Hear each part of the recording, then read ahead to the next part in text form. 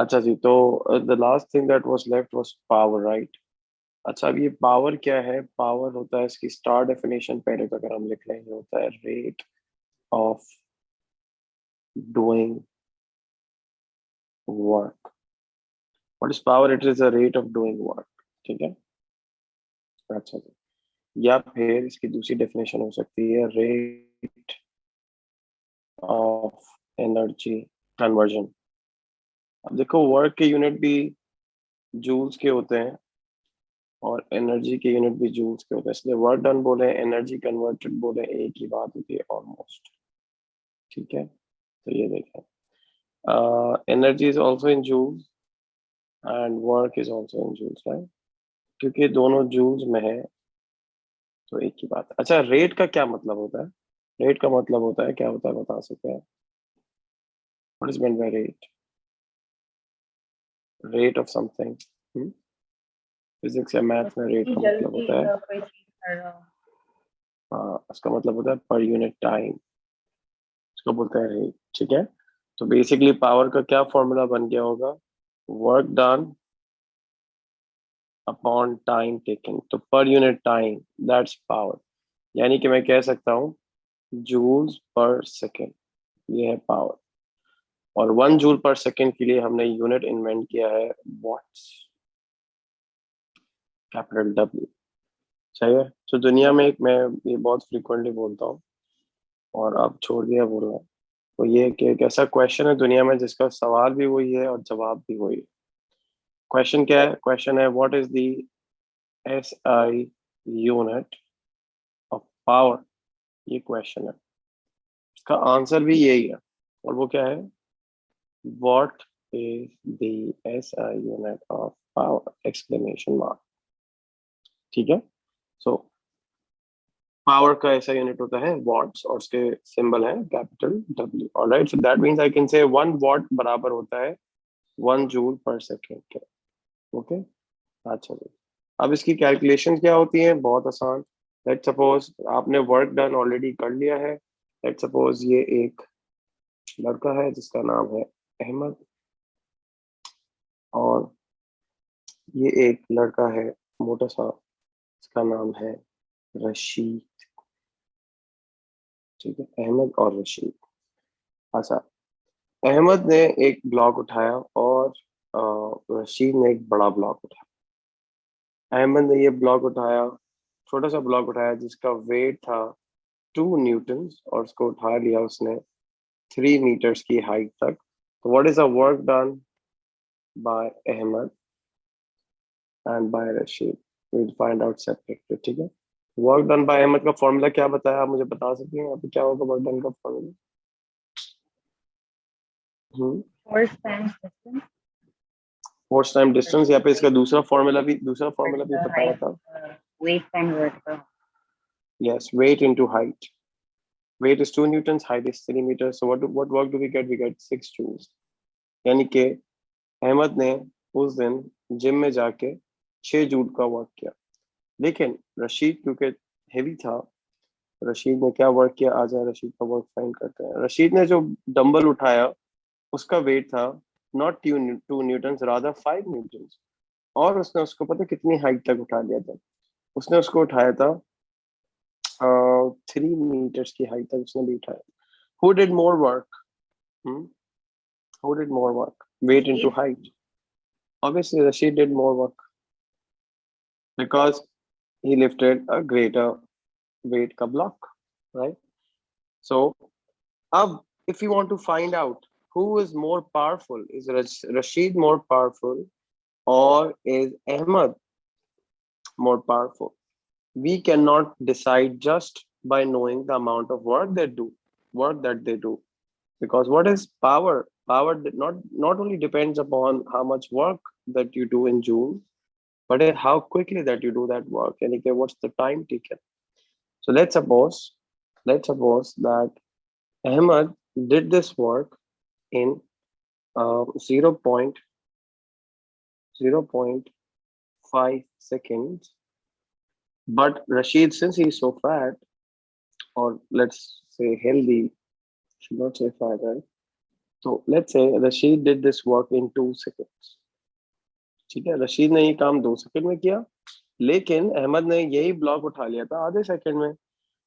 अब अगर हमें पता करना हो कि हु इज मोर पावरफुल, तो which formula are we going to use?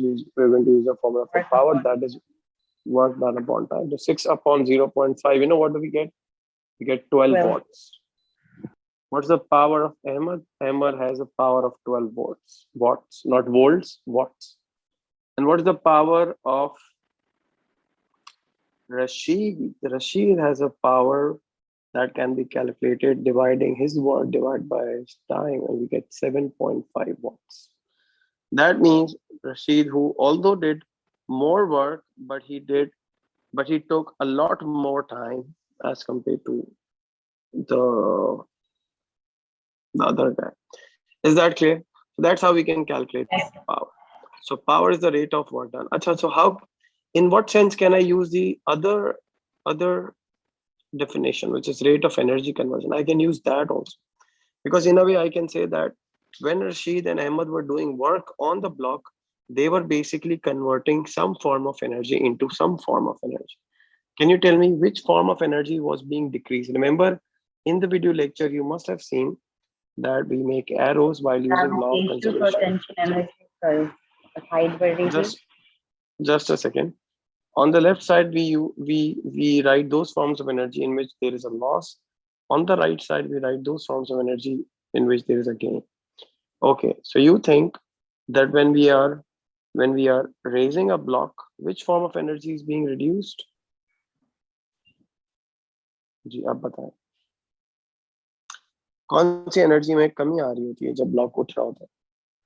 Chemical potential energy. Correct. थोड़ा सा आप एक्सप्लेन कर सकते हैं कैसे? Because उसकी बॉडी वर्क कर रही थी तो मसल्स एग्जैक्टली. देखें, केमिकल पोटेंशियल एनर्जी के 3 सोर्सेज उसमें बताए होंगे, मैंने वीडियो लेक्चर में बताए थे कि नहीं? केमिकल एनर्जी के 3 सोर्सेस पता होने से कौन कौन? fossil fuels and very good. I don't remember the one. And batteries और सेल्स. Battery. ठीक है. ओके, एंड गेन किस में आ रहा? इसमें तो लॉस आ रहा है, गेन आ रहा है. Potential energy. ओके, अब के ई का गेन आ रहा है कि नहीं, वो अभी आपको नहीं पता. क्यों नहीं पता? क्योंकि ये मैंने नहीं बताया कि ये ब्लॉक जो ऊपर उठ रहा है वो कांस्टेंट स्पीड से उठ रहा है या इंक्रीजिंग स्पीड. अगर कांस्टेंट स्पीड से उठ रहा है तो काइनेटिक एनर्जी में कोई गेन नहीं आ रहा होगा. ठीक है. यू रिमेंबर वो एग्जांपल, आई होप मैंने करवाई हो. Can you tell me a sky diver who is falling, who is just fallen from helicopter? इसकी कन्वर्जन ऑफ एनर्जी क्या होगी पता है? जीपीई में कमी आ रही है क्योंकि हाइट कम हो रही है, और के ई में इजाफा हो रहा है क्योंकि उसकी स्पीड बढ़ रही है, और किस चीज में इजाफा हो रहा है? हीट एनर्जी में या इंटरनल एनर्जी, जो भी बोल रहे हैं. क्यों? क्योंकि he is colliding with air molecules. Is that correct? Yes. Air but resistance भी हो सकता है. हाँ ना, एयर रेजिस्टेंस की वजह से कौन सी एनर्जी होगी? Heat energy. राइट? राइट और wrong? Ji. Sorry. Ji, right. Right. Okay.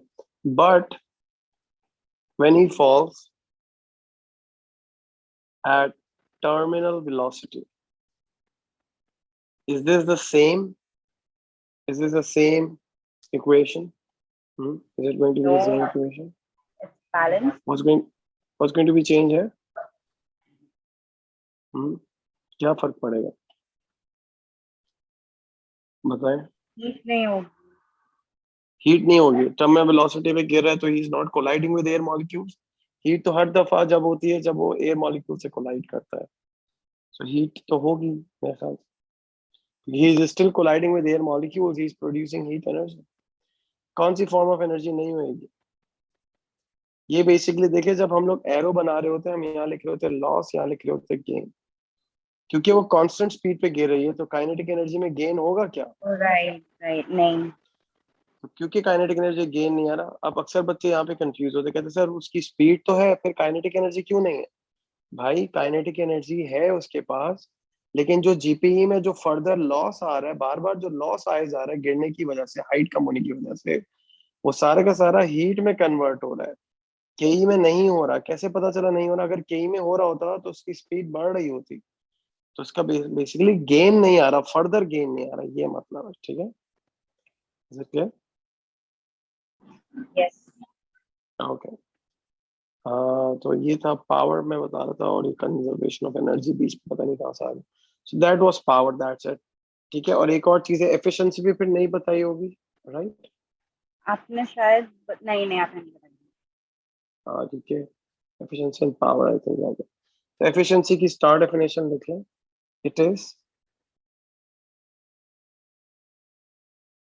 The ratio of useful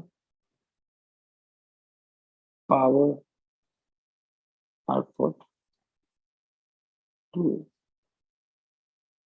total power input, या फिर it is the ratio of useful work, या फिर एनर्जी आउटपुट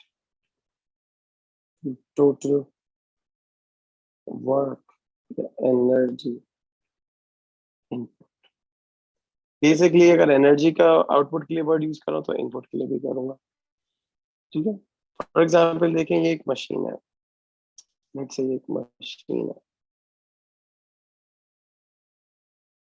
ठीक है, इस मशीन पे अगर हम लोगों ने वर्क इन किया या एनर्जी दी, एक सेकेंड जरा होल्ड कीजिएगा, कॉल रिसीव करना। So I was giving example for efficiency. Efficiency की एग्जांपल ये है कि कंसीडर करें एक मशीन है, सही? मशीन को हम क्या करते हैं, इनपुट एनर्जी देते हैं, एनर्जी कुछ देते हैं। फॉर एग्जांपल कार है, कार का क्या काम होता है? कार का काम होता है उसको हम एनर्जी देते हैं। लेट्स से कौन सी एनर्जी देते हैं भाई कार को? Chemical potential energy in the form of fuel, right?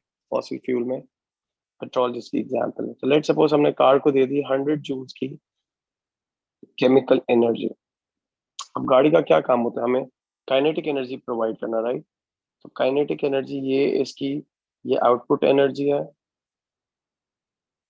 और कार क्या करती है? हीट अप भी हो जाती है ना? अनवांटेड है बट क्या करें, हो जाती है, रोक नहीं सकते आप। कोलिजन हो रही है उसमें, फ्रिक्शन है and all। तो हीट अप एनर्जी हो रही है, वो भी आउटपुट है। इनमें से आपके ख्याल से कौन सी वाली यूजफुल एनर्जी आउटपुट है? Kinetic energy.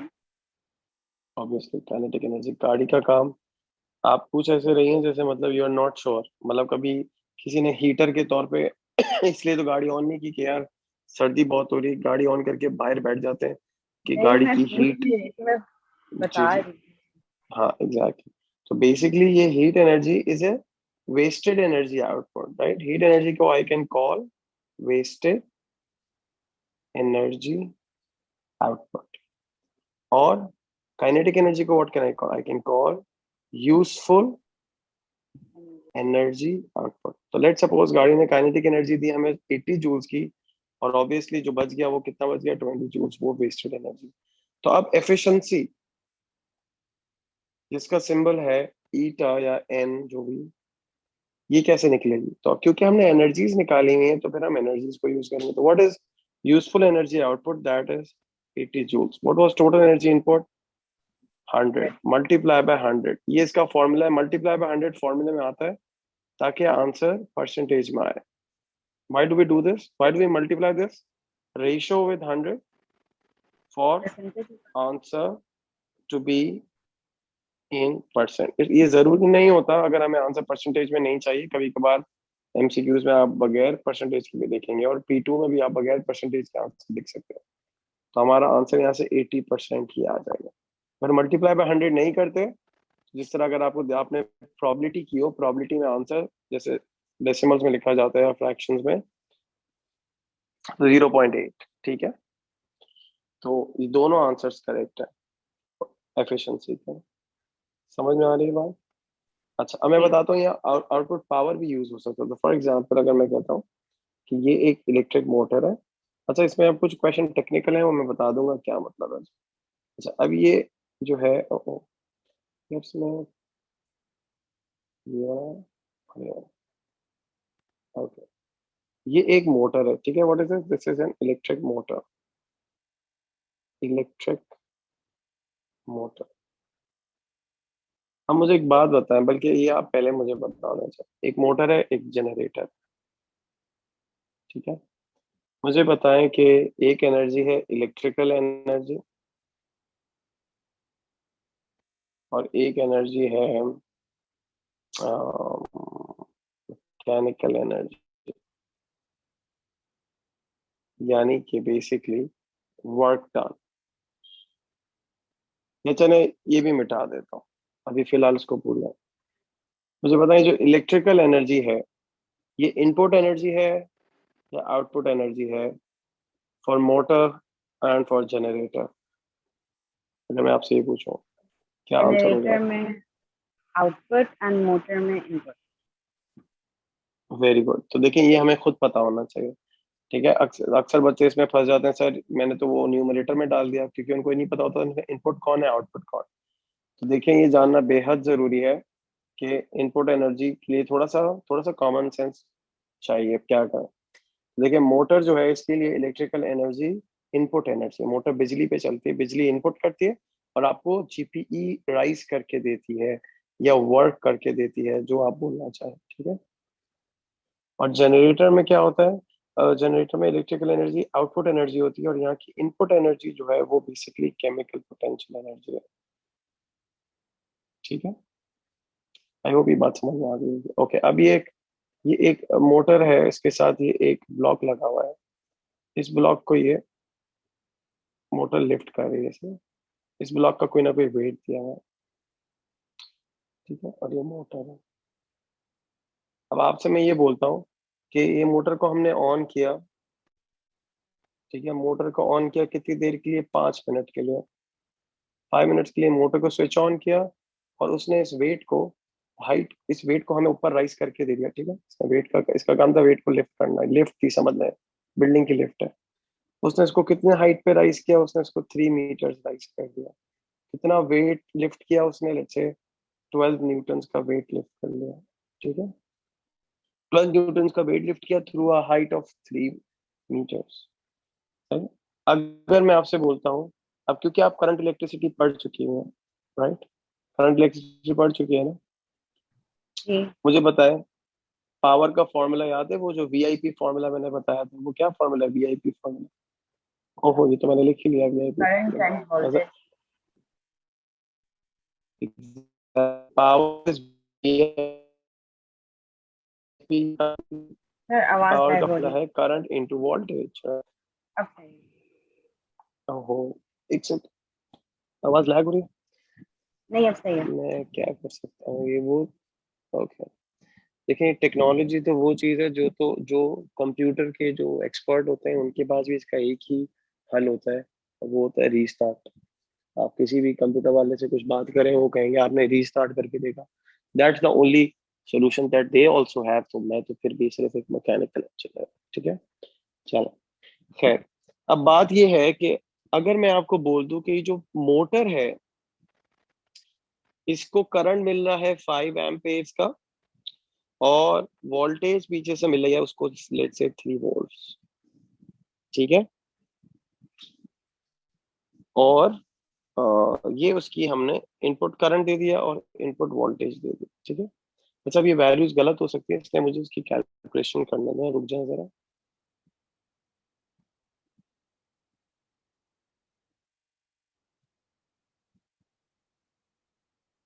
बिल्कुल सही है, कैलकुलेशन बिल्कुल सही है। ओके, तो 5 एम्पेयर का करंट और 3 वोल्ट की बैटरी से लगा हुआ था। ये इसकी क्या कहलाएगी? इसको जब आप दोनों को मल्टीप्लाई करेंगे 5 इंटू 3, तो आपको कौन सी पावर मिलेगी? इनपुट पावर मिलेगी, आउटपुट पावर मिलेगी? इनपुट। इनपुट मिलेगी, क्योंकि ये इनपुट करंट है और वोल्टेज भी इनपुट है, तो आपको पता चल जाएगा 15 वॉट्स। सही कह रहा हूँ? जी। हम्म। और ठीक है, 15 वॉट्स इनपुट पावर। अच्छा, आउटपुट पावर क्या आप बता सकते हैं मुझे, क्या होगी? आउटपुट पावर के लिए क्या फॉर्मूला होगा? पावर का क्या फॉर्मूला होता है? Work upon time, right? Work output upon time, सही कह रहा हूँ? What is the work output? 12 weight into 12 height, do times you agree? Weight 15 into height, divided by 5 times 60. 5 times 60, correct. मुझे बताएं, what is the power output of this motor? What is the power output of this motor? 432. पता नहीं, मैंने ये कर लेता 12, नहीं नहीं, कम होगा ना ये तो बिल्कुल, है ना? ये 3 1s are 3, 3 2s are 6 and 20, and then और cancellation हो जाएगी, 2 10s are 20, 2 6 are 12, and then 6 over 5, 6 over 5 0.1. कितना होता है? 1 point 1.2 होता है ना? 1.2 or 0.1? 6 6 6 अपॉन 5 तो 1.2 होता है ना भाई? 6 upon 5, 5 1s are 5 and 5 2s are I don't know. 1.2 होता मैंने है, calculator में किया. और 1.2 अपॉन 10 होता है 0.12, ठीक है? So what is the power output? ये मैंने वैल्यूज बहुत ही अजीब दे दी, लेकिन फिर सो यानी कि ये तो बिल्कुल ही फजूल मोटर है, कोई पाकिस्तानी ने बनाई है, क्योंकि इसकी आउटपुट पावर है 0.12 वॉट्स और इनपुट पावर कितनी है? 15 वॉट्स, ठीक है? तो ये समझ लें, ये बेचारी ये कोई बहुत ही गरीब मोटर है। अब इसको अगर हम यूज करें, तो कैसे इसका एफिशिएंसी निकालने की कोशिश करें, तो हो जाएगा पावर, यूजफुल पावर आउटपुट, यानी बाकी सारी एनर्जी कहाँ जा रही है? वो हीट में कन्वर्ट हो रही है, क्योंकि अब इसने मोटर गर्म, और वो जो, और सही बात है, ये पाकिस्तानी मोटर है क्योंकि शोर ज्यादा करती है, पानी कम ऊपर चढ़ाती है। तो यूजफुल पावर आउटपुट, इसको सिर्फ पावर आउटपुट नहीं बोलना चाहिए, क्योंकि वो हीट भी तो पावर आउटपुट में आ रही है, हीट पर यूनिट है, और पावर इनपुट मल्टीप्लाई बाय 100, ठीक है? What is the power output? 0.12, power input is 15 into 100, बता दें कितना परसेंट आ रहा है? क्या आ जाएगा? 12 upon 15, that is not even 1%, 0.8. Not even 1, 0.75, right? नहीं, 0.8. 0.8%, 1% भी वो नहीं है। कहते ना, ये तो 2% की मोटर है, तो 2% की भी नहीं है, तो 1% की भी नहीं है, तो अशारिया 8% की मोटर है यार, तो 2% की भी आप कोई भी नहीं बोल सकेगा।